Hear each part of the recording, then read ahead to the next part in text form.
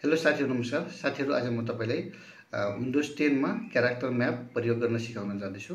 त साथीहरु, अहिलेसम्म मेरो च्यानललाई सब्स्क्राइब गर्नुभएको छैन भने सब्स्क्राइब गरिदिनुस्। हस् त साथीहरु, अब ल्यापटपको स्क्रिनतर्फ लागौं। साथीहरु, विन्डोज 10 मा क्यारेक्टर म्याप युज गर्नको लागि सबभन्दा पहिला तपाईले यो सर्च बक्समा क्यारेक्टर म्याप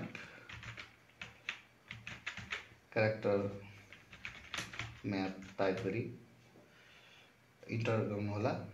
या त यो अप्सन देख्नुहुन्छ, यसमा क्लिक गर्नुस्। साथीहरु, अब हाम्रो यो क्यारेक्टर म्याप ओपन भइसकेको छ।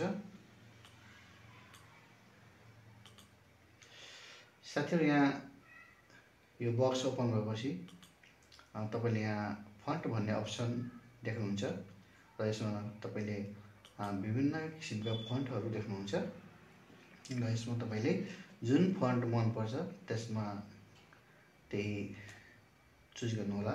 जस्तै म यो एरियल ब्ल्याक चुज गर्दैछु। साथीहरु, त्यसपछि तपाईले विभिन्न क्यारेक्टरहरु देख्नुहुन्छ ओपन भएको। तपाईले यसमा जुन चाहिएको छ, जुन क्यारेक्टर, त्यसलाई सिलेक्ट गर्नुहोला।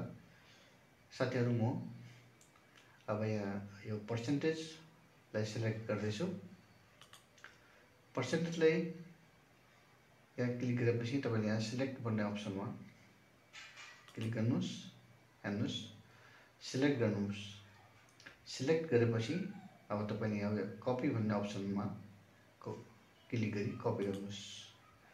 कपी गरेपछि साथीहरु, तपाईले नोटप्याडले ओपन गर्नुस्। म यहाँ नोटप्याडले ओपन गर्दैछु।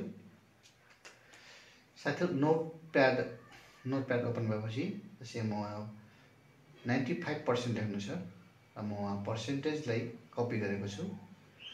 त्यसै यहाँ त्यसले अब कपी गरेको पर्सेन्टेज यहाँ तपाईले पेस्ट गर्नुस्। हेर्नुस्, अब हाम्रो 95% भइसकेको छ। तसर्थ साथीहरु, म यो पर्सेन्टेजलाई सिलेक्ट गरेर कपी गरेर यहाँ पेस्ट गरे। त साथीहरु,